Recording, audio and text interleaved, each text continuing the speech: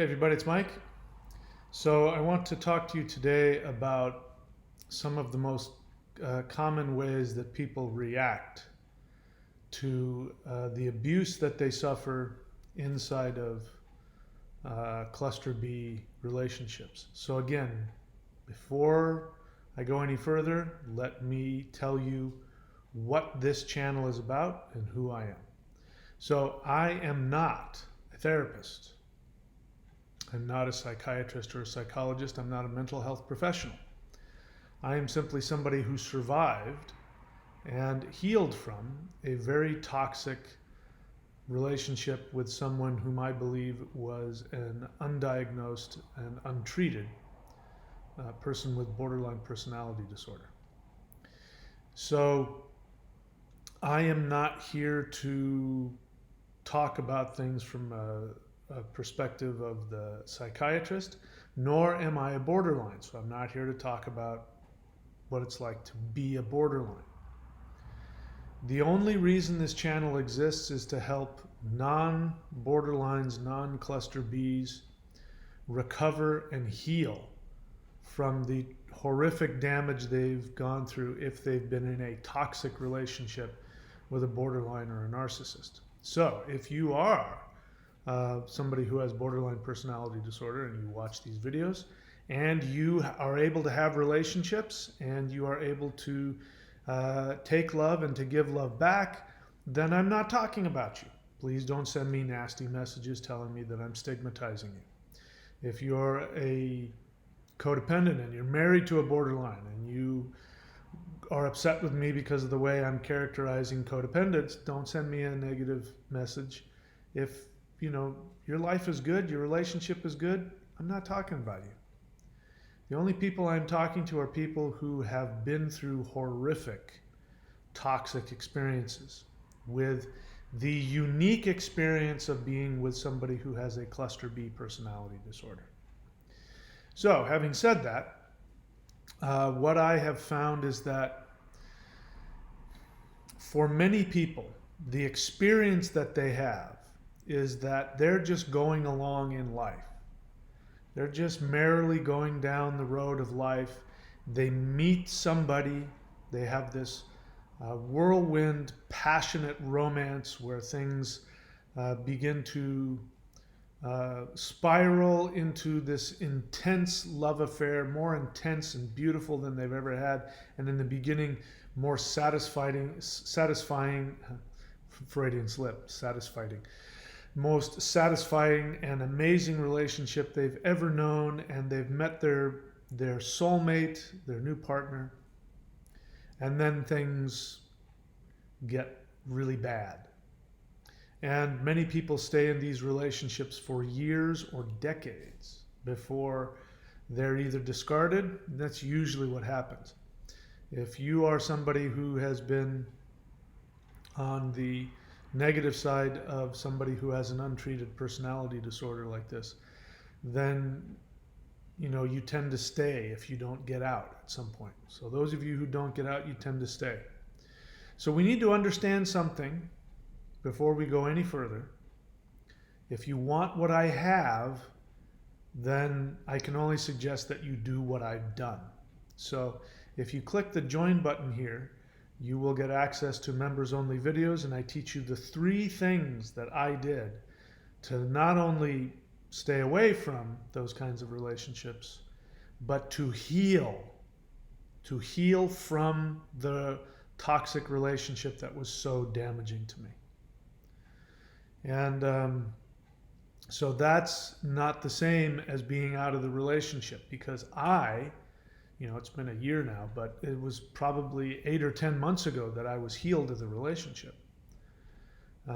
And that's because I did those very specific 3 things that I tell you about in the members only section on this channel. If I hadn't done those things, time would not have healed me. I want to be really clear about that. Just because you're no longer with your abusive partner does not mean that you've been healed. The abuse is still going on inside of you. The damage is still going on inside of you.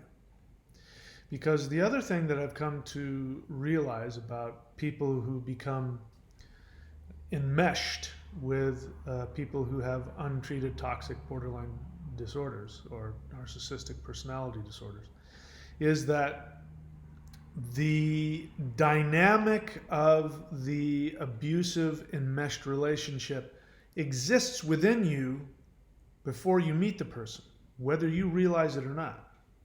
That's why I said in the beginning, it feels to you like you're just going, your perception of things is that you were just going along in your life and everything was fine, and then bam, you met this amazing angel who totally shifted your paradigm of what you thought love could be, and then you went into it, and then, you know, however long it is later, months later, sometimes weeks later, years later, you're like, what the heck happened? This is horrible. And you can't get out. So that's your experience. And it's important that you understand that whatever the dynamic, you know, imagine the worst part. You know, my experience with these relationships is they tend to just get worse as time goes on. They don't kind of go up and down. You know, some relationships kind of flatten out, or they get worse and then better, and, you know, they fluctuate.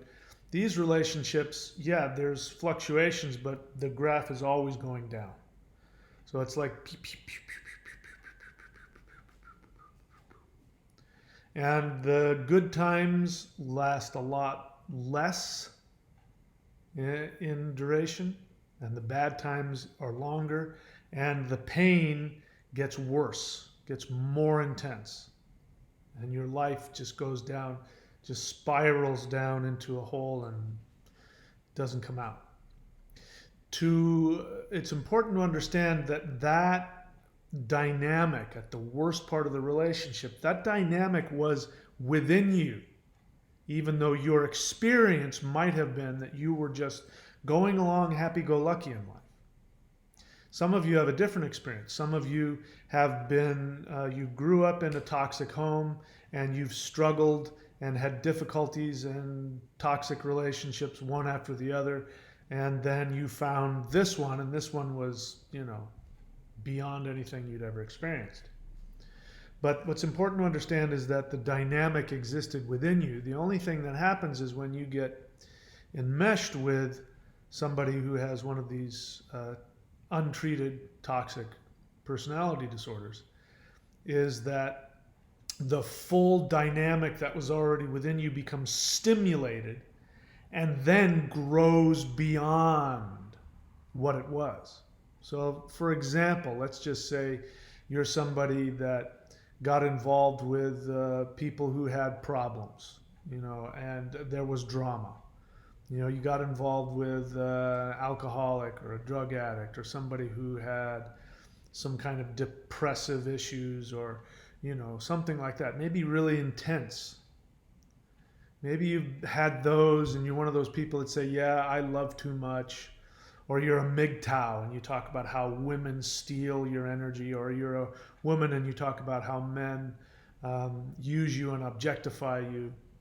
But even that dysfunction is nothing compared to what you experienced. Some of you, maybe this has been going on your whole life. Some people I talk to, they've just been in one, you know, relationship with a borderline or a narcissist, one after the other, their whole life. But whatever the scenario and whatever your perception, bear in mind your perception of what happened may not be accurate. That's why we have this thing called the unconscious. There may be things going on beneath your conscious understanding. But whatever the dynamic is, that dynamic existed within you. But my experience with me was that when I met and started dating my borderline ex-girlfriend, the level of dysfunction that I knew was in me, like it was like, you know, I mean, it just expanded beyond, you know, what I thought I was capable of in terms of dysfunction. It just, you know, I mean, towards the end there, and at the end and after the end, I was flabbergasted as to how somebody who has been, who has been active in 12-step programs for almost 40 years, who's been in therapy for 25 years, who's been a practitioner and teacher of spiritual concepts for decades. How did I get there?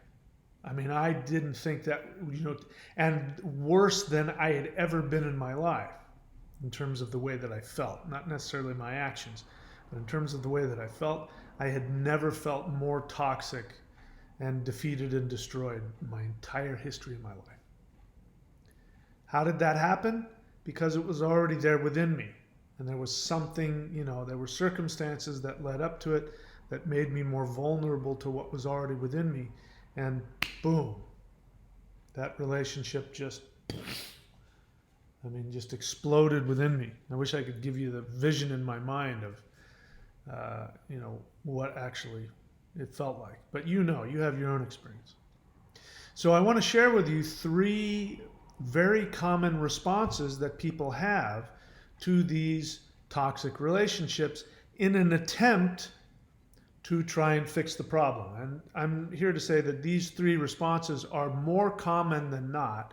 They're the most common types of responses. There are other kinds out there. But in my experience, these are the most common types of responses. And I'm here to say that these are responses to toxic relationships that don't work.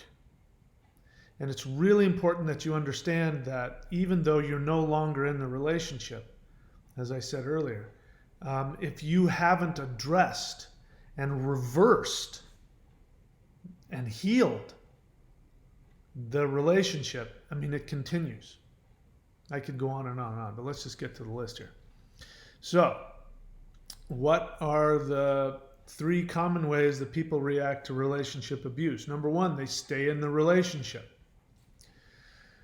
So I want you to think about that for a second. If you're somebody that is currently in a romantic relationship with a toxic borderline or a narcissist, I don't need to tell you how horrific and damaging and painful the relationship is. I don't even need to explain to you the cognitive dissonance. It's an interesting word. I didn't like it in the beginning because to me it felt like it was minimizing. It sort of put the pain of this experience into something intellectually palatable, which minimized it. But when you really look at the definition of cognitive dissonance, it's actually a pretty good phrase, because it means that cognitive, meaning that on an intellectual level, you know that what you're doing is irrational and dysfunctional and destructive, and you're walking towards your destruction. You know that. You're aware that you're making steps towards something that's just not going to get any better. There's another part of you that can't stop. And there's another part of you that says it'll be okay. Just one more time. This time it'll be okay.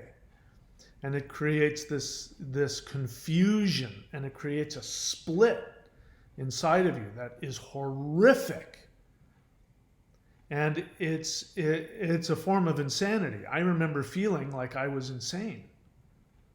I remember feeling like I did not know what reality was, and I couldn't even identify things, feelings, actions. I was like a zombie. I felt like a feral dog. I just didn't know what I was doing. I was barely functioning. That cognitive dissonance, where part of me was saying, this is bad news. Let's just stay the hell out. Don't ever do this. And the other part of me was saying, no, you don't understand. This is the most important thing I can ever have in my life, and I've almost got it. And if I can just tweak this one thing or that one thing, it'll be perfect, and it'll be everything I've ever wanted. I can't imagine living without her. I can remember that feeling. Oh my God, it was horrible. By the way, things are so different for me now. In this state of healing that I'm in, I am totally comfortable with being alone, If somebody were to show up in my life, I would be totally open to that. But, it would be like, no, are you going to make my life better? I have no need right now. I'm really enjoying just being with myself and enjoying my life. And that was not where I was when this ended. I couldn't even imagine being without her. The thought of it wasn't just sad. It caused me horrific trauma, the thought of her not being in my life. And that's not like me at all. So if you have that same experience, then you know what I'm talking about. So you stay in the relationship. And I like to use the metaphor of being stuck on the hamster wheel. Once you get on the hamster wheel, you can't get off. The hamster wheel wants to go, and any movement that you do just keeps you going in circles. No matter what it is you do, you try to leave, you can't leave. You try and make the relationship work, relationship doesn't work. But you never get off the hamster wheel. So that's one way. That's probably the most common way. If you're listening to this, more than likely you were discarded. You didn't leave. Even if you broke up with them, which was my case. Actually, that's interesting that I see it that way now. But even if you were the person who ended the relationship, it wasn't because you had thought it through and came to a realization that, what is best for me and we're not really meant for each other and it's very sad, but, or you did this and we're obviously not meant for each other.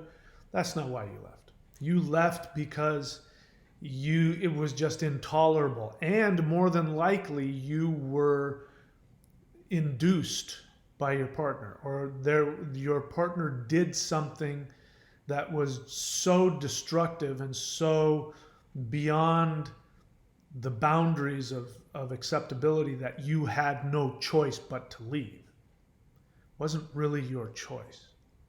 So even if you're the person that broke up with them and left, if you're on this channel watching, it really wasn't what you wanted to have happen. You wanted to fix the relationship.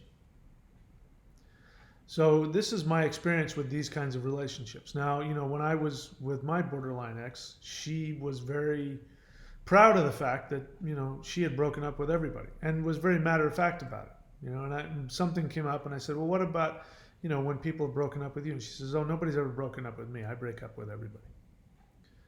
But you're different. Somehow I heard that and I didn't go, oh, this doesn't sound like a good scenario. I thought, oh, I'm going to be different. No, I wasn't different. So that's the first common way that people react to relationship abuse is that they stay in the relationship because it feels, listen to my words are very important, it feels more painful to leave the relationship than to stay. The resistance that comes up trying to leave the relationship feels greater than the resistance you have about staying. Just to give you an example, early on, before I knew what borderline personality disorder was, looking back on it now, it's amazing that I just didn't wake up and go, what the hell am I doing here? Because it was so different. I hadn't felt anything like that for decades, since I was in high school.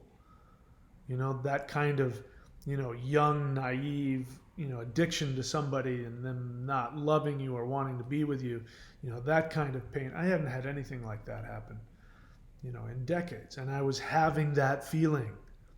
She had discarded me, as, I've experienced with borderlines, mine especially, that after having the most intimate, beautiful conversation that two people can have, going forward to create their life and hanging up the phone thinking, oh my God, I found the person of my dreams. And waking up the next morning to a email which was followed by a phone call telling me that I was dangerous, that she couldn't trust me, and that she had to not have any contact with me whatsoever. I couldn't understand. It wasn't just that I had been rejected, but it just didn't make any sense. And it didn't give me the response that I would think I would have normally, which is, well, holy crap, there's something really wrong with you. I'm done with you. You don't get to be in my life if you're going to be like that. Nope. I couldn't stop thinking about her. I could not stop obsessing about her. Literally every moment of the day, as anxiety filled me and as my body was shaking with anxiety, as I tried to go about the normal day-to-day business of my life, I couldn't stop thinking about her for 1 second. And took every ounce of discipline in me to not call her. I kept on having this overwhelming feeling that I needed to call her, that I felt guilty that I had left her. And I was walking around one day feeling this guilt about not even consciously, but just this guilt of how I had hurt her. And I went, wait a second, she broke up with me. So the cognitive dissonance there. And that first common reaction of staying in the relationship. I had written probably 10 breakup letters in case she was going to call back. I had made the decision that if she did call back, I wasn't going to answer the phone and I would send her an email instead. But when the phone rang, as I'm telling myself, you know what, I'm not going to talk to her. Hello. And then as I'm saying hello, I'm telling myself, yep, I'm going to tell her that this can't work. And then what ends up coming out of my mouth is, okay, you want to get back together? Okay, all right, I'll drive 3 hours to come see you. Okay, bye. Click. But the feeling I had before as the phone was ringing was, holy crap, the horrific feeling of don't pick up the phone. But I couldn't, the thought of not picking up the phone was also horrific. So no matter what you do, you're screwed. You pick up the phone, you don't pick up the phone.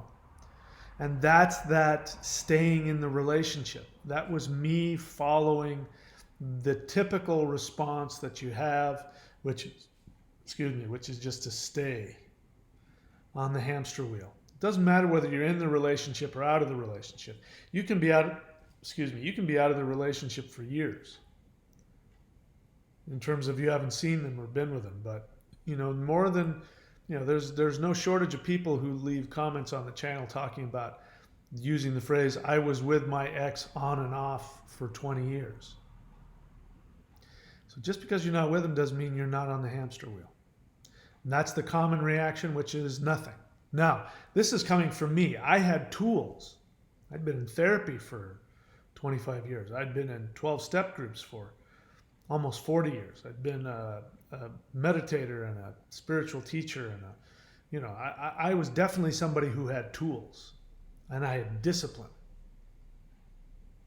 None of it meant anything. I couldn't get off that hamster wheel.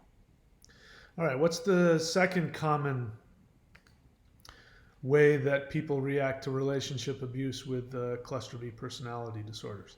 Number 2, to stay single after the discard. To stay single after the discard. Now, many of you think that's your choice. So I've already kind of talked about that, where you've been broken up with, or they're off married to somebody else, or whatever the heck's going on with them. And so your response to that is you tell yourself, you know what, that was so destructive, and you're a MGTOW now, or you've whatever it is, you've sworn men off forever. And so if somebody talks to you, you will have this intellectual response to say, yes, I've made the choice not to date, or to just date casually, or because relationships this, and I don't want, and maybe if you're on the less cynical side, you'll say, I just don't want to give myself away to somebody, and so I just don't do relationships, and I'm going to be single for the rest of my life. But that's really just an extended version of the first response. You're still on the hamster wheel. You tell yourself, I'm going to stay single. I'm not going to get involved. It hurts too much. And I can't trust myself. You tell yourself that. The truth of the matter is, if they called you 10 years after, you'd be right back in it.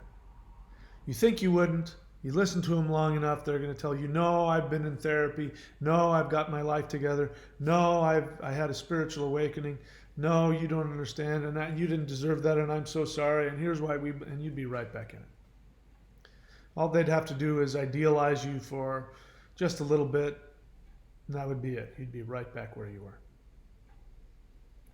And again, it means that the wound hasn't been healed. So I want to make a distinction. There's a distinction between being, having relationship issues, being an empath, if you prefer that term, or a codependent. There's a difference between having that and being in a recovering state of that and not having healed from the wound of the relationship. Those are two different things. So that's the second most common response, which is after you've been discarded. Because let's be clear, very few people ever really break up with a narcissist or a borderline. Usually you've been discarded. And if you haven't been discarded, then even, as I said, even if you were the one that ended it, if you look back on it, it wasn't because it was a conscious, rational decision that was made after a long time of, trying to, feeling the two of you coming further and further apart. It was just because you didn't have a choice. With my borderline ex, I got what turned out to be the final discard. The truth is, I don't know if it was or not. But after all of that, and she said, I can't have anything to do with you. You're too dangerous. And I think at one point I said, well, when, she says, I can't be around you right now. And I'm like, well, so when can you be around? She goes, I don't know, maybe in a month or two. I don't know. And I responded, I said, well, what's going to be different in a month or two? I'm still the same person. I'm not going to be any different then than I am now. To which she flipped out and actually screamed and yelled and walked away because she couldn't process that question. But, after that, after having seen and experienced, I've talked about it before, I've seen and experienced what I perceive to be my borderline ex-girlfriend in her actual most true state. Because I caught her in a period when, I went over to talk to her and I caught her in a time when she didn't have any facade. She wasn't, in the facade of being the psychopath, and she wasn't in any of the other facades. She was really just, in a really fragile, broken state. And I saw how deep the dysfunction was. I saw that she really had no idea what she was doing. And I think I saw the essence of what borderline personality disorder is underneath all the layers of, whether it's psychopathy or love bombing or whatever it is. That the core of it is a little infant that just has no clue what they're doing. And when I saw that, it became clear to me that, there's no future here. This woman has no ability to have an ongoing relationship. And so she wanted to talk again on the phone because she had, she flipped out on me and, had a temper tantrum and ran back in the house. And so she wanted to call me to, I guess to more rationally destroy the relationship. And I can't remember what was said at that point, but, I had already realized what was going on. And even though she was doing whatever it is she was doing to discard or, break it off for the time being, which, by the way, when they do that, they usually leave some hooks in there. They usually don't ever. This is the other reason why there's never really any real closure. There's always some hooks that are put in there that keep you, they just like a fishing line, they just let you out. They let the line out, but they never really release you. Especially, just the biggest one, borderlines, if you're listening, the biggest hook is when we get blamed for something we never did or said. And, the borderline is just absolutely adamant. And because you said this, or you did this, or you meant that, I can't. And then we're like, but we didn't say that. We didn't think that. No, that's it. And then, the borderline might block you. And that, in and of itself, is a hook because it doesn't create any closure. That's the worst. It's like, I didn't, none of that. It creates that cognitive dissonance, which is really an unconscious way for the borderline to keep you there when they're ready for you on an unconscious level. Consciously, borderlines, I know you don't do this consciously at all. So don't get me wrong. I'm not saying that you're planning it out. You need to know it feels that way to us. That this is why people afterwards will stigmatize you and call you evil and conniving, because otherwise it just doesn't make any sense. Because most people can't comprehend that this is, they can't see it. We see somebody who's hallucinating, and we go, oh, that person has mental problems. So we can see it. You can't see it in you because we're enmeshed in it. All right, so I'm starting to babble. Let's get to number 3. So abuse, the third most common way people react to relationships abuse is to find another abuser after discard. So you noticed here 2 and 3 have the phrase after discard. Because again, very rarely does anybody get enmeshed with a borderline or a narcissist and successfully make the breakup. Now, as I said, now as time has gone on, for me, it's been over a year now since things were completely broken off between me and my borderline ex. My experience now is that it feels to me as though I, in fact, ended it. And I believe that's accurate, not because she didn't discard me. She did. But I don't believe that she was completely done. She may have felt that way at the moment, but I'm almost 100% certain that had I stayed available, she would have at least tried to hoover me back in. And it might have been weeks or even months later, but I think she would have hoovered me back in. So when I saw her in that state, and after she had given me the opening, because I was staying in the end, besides whatever addiction I had to her, I was staying because I thought it was my responsibility to help her. And I felt guilty. And what had happened is by her breaking it off and asking to have no contact, which really wasn't no contact. It didn't mean blocking me or anything like that. It just meant she wanted to give the feeling that I wasn't supposed to contact her and that she wasn't going to contact me. But what that really meant was, I'll get back to you when I'm ready. You just wait for me. I don't want to talk to you right now. But because I had been given that, and because of I think all of those years of therapy and all those years of 12-step work and all the discipline that I had put in my life, which it did, it took every ounce of discipline, I said to her, I think you're right. I think that our time in this life has come to an end. We've hit a karmic impasse, and I think the best thing to do is exactly what you've stated, and to never, ever have contact again. So please do me a favor, I said to her. Please block me on your phone, block me on your Facebook, block me on email, block me on every single possible way of communication. And I'm going to do the same. And I'm going to honor your request. And I would like for you to please, and I asked her very kindly, I said, please do not ever contact me again. You've hurt me more than anybody ever has, and you've broken every single promise you've made to me, and I would prefer it if I never interacted with you ever again. Bear in mind, I wasn't angry. I was consciously severing.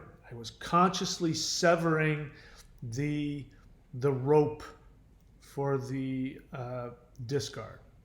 There was silence on the other end of the phone. I said goodbye and I hung up.